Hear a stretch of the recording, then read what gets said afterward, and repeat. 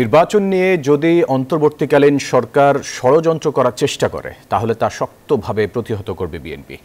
সোমবার সকালে জাতীয় প্রেস ক্লাবের সামনে তৃণমূল নাগরিক আন্দোলন নামের একটি সংগঠনের কর্মসূচিতে প্রধান অতিথির বক্তব্যে এই কথা বলেন জয়নুল আবদিন ফারুক। বলেন, বিগত দিনে জনগণের ভোটাধিকার কেড়ে নেয়ায় যারা যারা জড়িত ছিল তাদেরকেও আইনের আওতায় আনতে হবে।